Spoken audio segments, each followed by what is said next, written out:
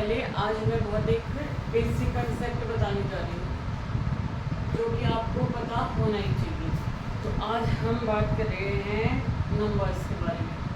कौन कौन से नंबर्स होते हैं? सबसे पहले कौन से होते हैं? नेचुरल नंबर्स, जिसको हम क्या बोलते हैं? काउंटिंग नंबर्स भी बोलते हैं। इसको कौन से होते हैं? 1 2 3 4 5 एंड सो ये नेचुरल नंबर्स हैं, जिनको हम काउंटिंग नंबर्स भी बोलते हैं। दूसरा है होल नंबर्स। होल नंबर्स में क्या आएगा? जीरो से नंबर शुरू होंगे 1 2 3 अप टू 100। नेक्स्ट है इंटीजर्स। इंटीजर्स में क्या होगा? जो पॉजिटिव नेगेटिव दोनों, यानी कि जो ये जीरो के इधर पॉजिटिव वाले नंबर्स, जीरो के इधर नेगेटिव वाले नंबर्स, -1 -2 -3। इन दोनों में देखो नेगेटिव इंक्लूड नहीं था, लेकिन इंटीजर्स में नेगेटिव क्या देंगे? 1 2 3 4 up to 100 and so on. ठीक है। उसके बाद है रैशनल नंबर्स। रैशनल नंबर्स कौन से होते हैं? वो नंबर्स जो p बाई क्यू की फॉर्म में लिखे जा सके, यानी कि सच दैट जो p एंड q दोनों के दोनों किससे बिलोंग करेंगे? z से। अच्छा, ये है बिलोंग्स टू का साइन। ये z क्या है? Integers. Okay, natural numbers integers को हम रिप्रेजेंट करेंगे z से। ठीक है। रैशनल को हम q से, इरेशनल को हम i से, रियल को r से और कॉम्प्लेक्स को c से। नेचुरल नंबर को ये n से और होल नंबर को ठीक है। अभी रैशनल नंबर्स कौन से होते हैं? जो p बाई q की फॉर्म में लिखे जाए सच दैट p और q दोनों क्या हो? इंटीजर हो। और जो q है वो क्या होना चाहिए? Non zero.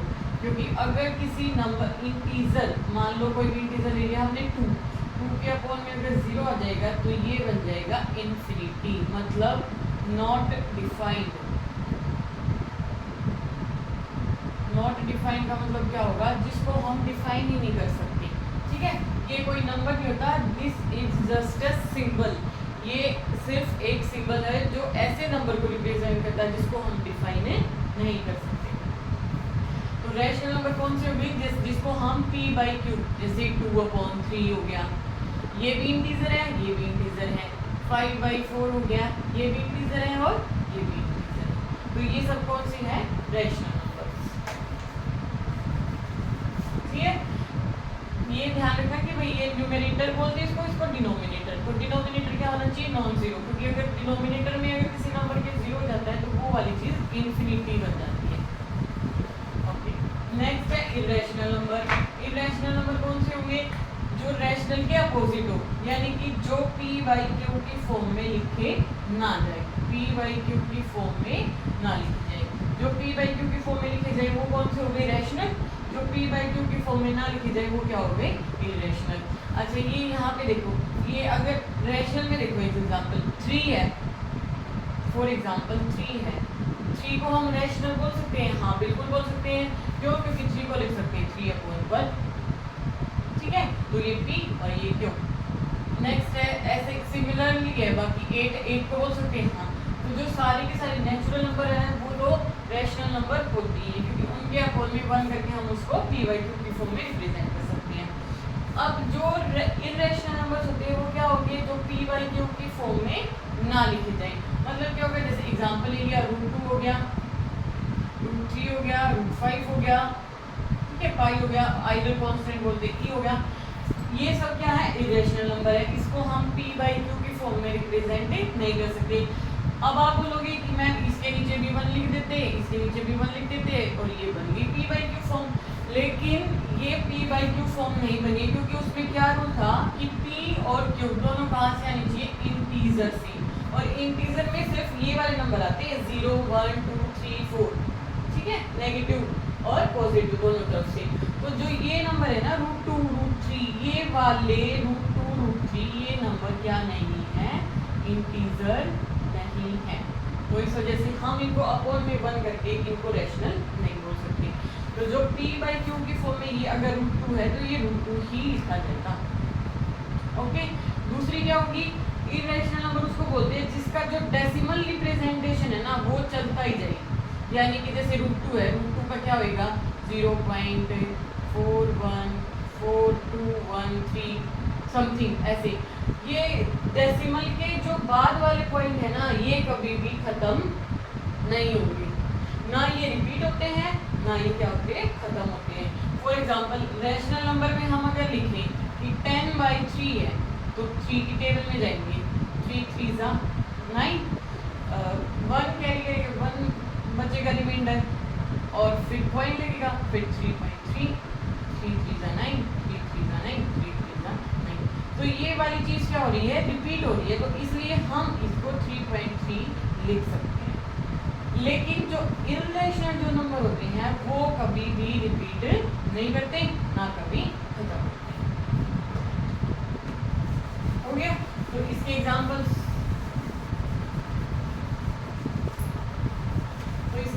क्या है, जैसे 2 3 5 एंड सो।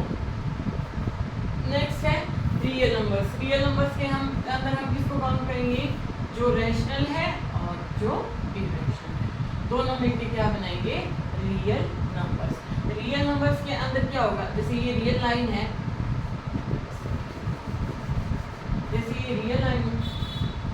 यहाँ पे होगा 0, यहाँ पे होगा 1, यहाँ पे होगा 2 एंड सो ऑन, इधर भी चलते जाएंगे और इधर भी चलते जाएंगे। अब यहाँ देखो, ये वाली क्या है, नेचुरल नंबर्स हैं, इधर वाली क्या है, अगर नेगेटिव वालों को भी इंक्लूड कर दिया जाए तो वो इंटीजर है। लेकिन रियल में क्या होगा कि 0.1 0.111 यानी कि यहाँ से लेके यहाँ तक इनफाइनाइट मैनी नंबर्स होंगे, समझ रहे हो। रियल में जो इंटीजर है, सॉरी जो रैशनल है और जो इर्रेशनल है, सब कुछ मिला के वो क्या बनाते हैं, रियल नंबर। मतलब कि इसके अंदर √2 भी आ जाएगा और p/q फॉर्म वाले भी नंबर्स आ जाएंगे, हर कोई मिलकर क्या बनाता है, रियल नंबर। ये रियल नंबर का एग्जांपल हो गया।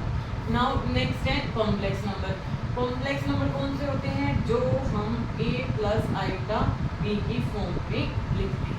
ज़्यादा जब कंसेप्ट होगा तब बताऊंगी। अभी कॉम्प्लेक्स नंबर जो हम a + i b की फॉर्म में लिखते हैं उसको हम क्या बोलते हैं, कॉम्प्लेक्स नंबर। ये भी क्या होना चाहिए, रियल, और ये भी क्या होना चाहिए, रियल।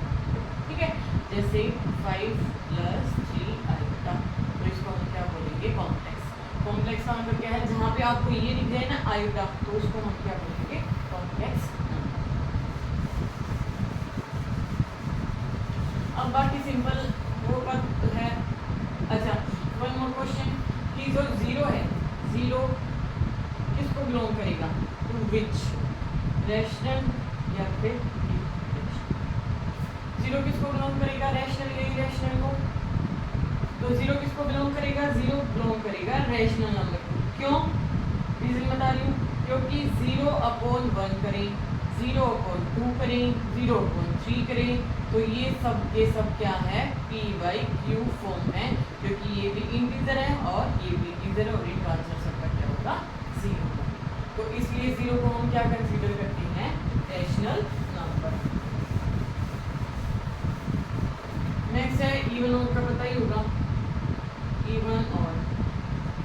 इवन कौन से होते हैं, जो 2 से डिवाइड होते हैं, और कौन से होते हैं जो 2 से डिवाइड नहीं होते। अब फिर से वही 0 क्या है, इवन है या ओड है, ई है या ओड। तो हम 0 को क्या कंसीडर करते हैं, 0 को हम कंसीडर करेंगे इवन नंबर। क्यों, क्योंकि 0 अभी इवन नंबर का रूल क्या है कि इवन नंबर्स है वो 2 से डिवाइड होने चाहिए। तो 0 2 से डिवाइड होता है, ऑब्वियसली 0 आ गया, तो 0 2 से डिवाइड हो गया। तो अब आप बोलोगे कि मैम 0 तो 3 से भी डिवाइड हो रहा है, 0 तो 4 से भी डिवाइड है, तो हमें उससे क्या मतलब है, हमारा रूल क्या कहता है इवन के लिए कि वो 2 से डिवाइड होना चाहिए बस, और किसी भी नंबर से होता रहे हमें कोई फर्क नहीं पड़ेगा। तो अगर 0 2 से डिवाइड हो रहा है तो वो हम क्या कंसीडर करेंगे, उसको 0 is the even number.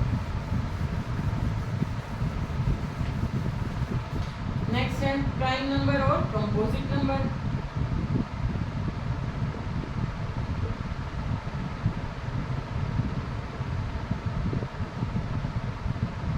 Prime number क्या होते हैं, जो 1 से डिवाइड होते हैं और अपने आप से, जैसे सेकेंड 2 हो गया, 3 हो गया, 5 हो गया। तो ये सब क्या है, प्राइम नंबर जिनके सिर्फ 2 ही फैक्टर होते हैं, एक तो वो खुद और एक 1। इसके अपोजिट क्या है, कंपोजिट नंबर। तो इसका मतलब क्या हो जाएगा कि जिसके 2 से ज़्यादा फैक्टर हो, यानी कि 4 हो गया, जैसे ये 1 से भी डिवाइड हो रहा है, 2 से भी डिवाइड हो रहा है और 4 से भी डिवाइड हो रहा है। तो मोर देन 2 फैक्टर होते ही वो इसमें चला जाएगा कंपोजिट नंबर में। 6 हो गया, 1 से भी डिवाइड हो रहा है, 2 से भी, 3 से भी, 6 से भी। तो ये क्या आ गया, कंपोजिट नंबर। एक्सप्लेन करने का तरीका कैसे लगा कमेंट करके बताना, और वीडियो अच्छी लगी तो लाइक करना, कमेंट करना और चैनल को सब्सक्राइब करना। Thank you so much.